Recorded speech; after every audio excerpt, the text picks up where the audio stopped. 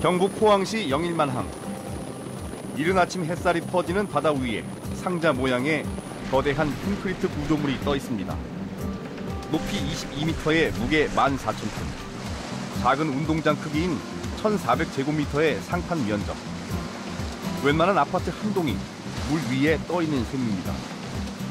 이런 구조물을 건설 현장에선 케이슨이라고 부르는데 주로 지하철이나 교량 같은 대형 토목 공사에 사용됩니다.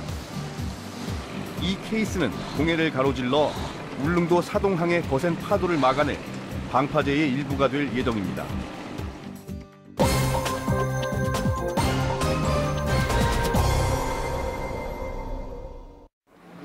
대형 기중기에 들린 작업자들이 밧줄을 묶기 위해 케이슨 위로 올라갑니다. 예인줄 여기다가 묶는 거예요? 요 예인줄 체결 작업하고요. 끝난 다음에 난간줄 싹 치야 되고. 케이슨과 배를 연결할 특수 섬유를 꼬아 만든 지름 10cm의 굵은 밧줄. 사람 손으로는 들어올릴 수도 없어 대형 해상 기중기로 밧줄을 끌어올리고 묶습니다. 600톤까지 이제 그 파단을 좀 흔들 수 있도록 그렇게 지금 설계된, 지금 나와 있는 로프 중에는 강도가 높은 로프라고 된 것입니다. 출항을 앞둔 마지막 점검. 안전하게 운송될 수 있는지 그런 것도 판단하고요. 그다음에 예인 라인의 어떤 강도들이 그 당향차를 견딜 수 있는지. 콘크리트 덩어리를 물에 띄우는 부력을 얻기 위한 케이슨 내부의 빈 공간, 격실은 철판으로 덮었습니다. 항해 도중 물이 들이칠 만한 틈은 모두 틀어막아 방수 처리를 했고 비상 상황에서 물을 퍼내기 위한 배수 시설도 설치했습니다. 이제 그 비상시에 물을 배수하기 위해서 저희들이 이제 양수기하고 발전기를 올려놓고 이제 출항을 앞두고 오징어 한 포와 막걸리 한 대를 놓고 무사 도착을 기원합니다. 저는 예인을 기원합니다. 앞으로 사흘 동안은 파고가 1.5m 이하로 잦아든다는 기상 예보. 2달 반의 기상 분석 끝에 출항일을 잡았지만 깊은 바다의 변화는 예측하기 어렵습니다. 수심 2,000m 이상을 지나가다 보니까 중간에 저희가 날이 안 좋아지면은 조치를 할 방법은 없습니다. 드디어 출항 시간. 예인선이 밧줄을 끌어당기기 시작합니다.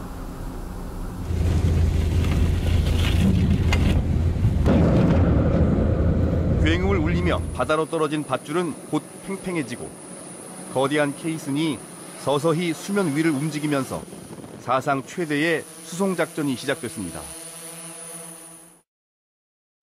1시간 동안의 마지막 준비와 점검을 마친 예인선단이 항구를 벗어나 망망대해로 접어들었습니다. 목적지인 울릉도까지 210km. 웬만한 아파트 한 동 부피의 거대한 콘크리트 구조물을 꼬박 이틀 이상 끌고 가야 하는 길고 험난한 항해가 시작됐습니다. 바다 한복판의 화산섬, 울릉도의 강한 파도를 막으려면 모두 14개의 이런 초대형 구조물을 연결해 방파제를 만들어야 합니다. 아파트 단지 한 개를 지을 분량의 시멘트며 철근, 공사 부지 등이 필요하지만 울릉도에선 이런 것들을 조달할 수 없어 육지인 포항에서 하나하나 만들어 배로 끌고 가는 것 말고는 방법이 없었습니다. 케이슨 하나에 사용되는 철근만 1,000톤. 만드는 데만 석 달 가까이 걸리고 제작비는 40억 원이 넘습니다. 그게 가능하겠어? 어이구, 불가능할 것 같은데? 이제 그런 얘기를 다 해주셨거든요. 왜냐면은 한 번도 어디에도 수심이 2,000m가 넘는 이렇게 심해를 거쳐서 케이슨을 2박 3일 동안 거의 50시간 동안 케이슨을 운반하는 경우는 우리나라에서는 없습니다.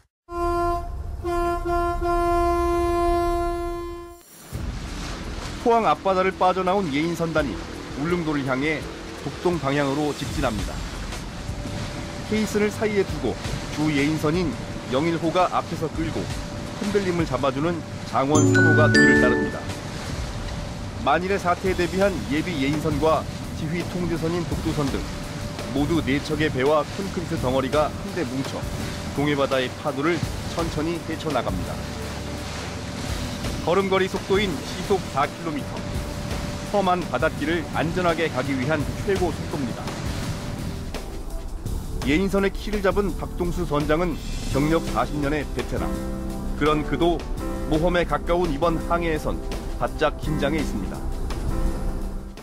가기 전에 전부 직원들이 굉장히 어려운 점이 있다고 해서 보기도 할까 했습니다. 수심이 한 2,000m 이상 넘어가는데 가면은 그 자체적인 파도가 좀 일어나기 때문에 그때 좀 위험한 요소는 조금 따릅니다. 출항한 지 4시간, 오후 들어 갑자기 하늘이 흐려지고 바람이 강해지기 시작합니다. 어느새 바닷바람에 빗방울이 섞여들기 시작합니다. 비는 뭐 안 오면 좋죠. 비가 오면 바람이 불고 파도가 일어나고 그게 조금 애로사항이 있어요. 짙푸른 바다 위로 노을의 붉은 빛이 번져가고 태양이 수평선 아래로 떨어질 때 바다가 더욱 거칠어지기 시작했습니다. 이윽고 칠흑같이 어두워진 바다엔 파도에 흔들리는 예인 선단의 불빛만이 남았습니다. 기상 예보와는 달라진 바다의 상황에 박동수 선장은 동이 틀 때까지 배의 키를 놓을 수 없었습니다. 항해 이틀째 오전 9시, 바다가 갑자기 사나워졌습니다.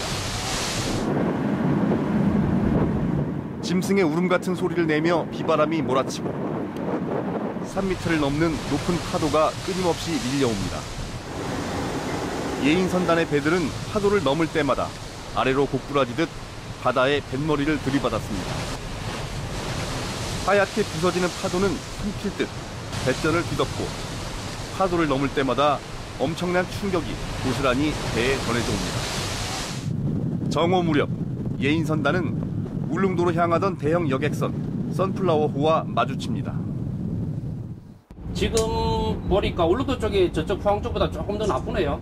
지금 여기보다 울릉도가 조금 기상이 안 좋다고요? 해상 실황이 저 밑에보다 이쪽이 조금 더 나쁜데 왔다 갔다 하면서 필요한 거 있으면 저희들 최대한 협조해 드릴게요. 예, 지나실 때 조금만 떨어져서 지나가 주시면 좋겠습니다. 예.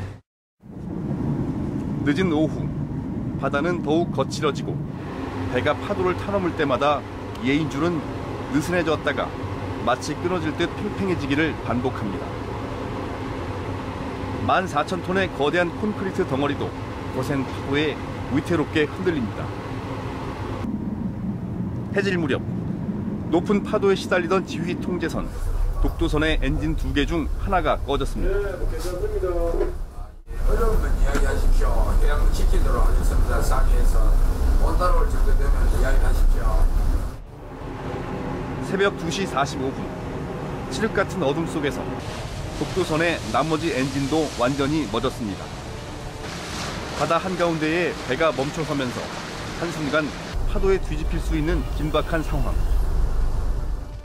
안전하게 하려면 그거를 한 20m, 30m 그거를 중간에 홀딩해가 한 20-30m 줘서 안전하게 가요. 예. 갑자기 긴급 상황이 발생했습니다. 그 지휘통제선 독도가 메인 엔진 그 트러블이 생겨서 그 우리 동신의 대성 8호로가 지금 독도 쪽으로 가서 예인에서 사등항으로 바로 들어갈 겁니다. 예비 예인선이 독도호를 인양해 먼저 가기로 하면서 4척의 예인선단은 2척으로 줄었습니다. 길고 험악했던 밤이 지나고 태양이 다시 떠올랐습니다.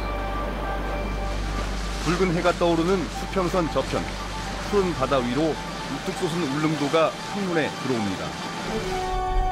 간밤의 위기를 넘기고 마침내 목적지에 도착했다는 안도감.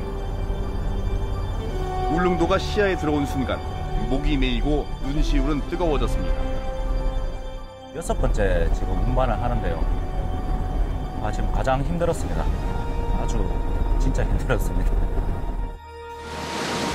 햇빛에 반짝이는 바다 위로 2척으로 줄어든 예인 선단이 서서히 울릉도 서동항을 향해 다가옵니다. 악전고투를 벌이며 거칠고 깊은 동해바다를 건너온 예인선이 꼬박 50시간 만에 울릉도에 무사히 도착했습니다. 이제 바다 위로 끌고 온 거대한 구조물을 수심 18m의 해저에 정확히 내려놔야 하는 마지막 힘겨운 작업이 남았습니다. 나오세요. 뒤에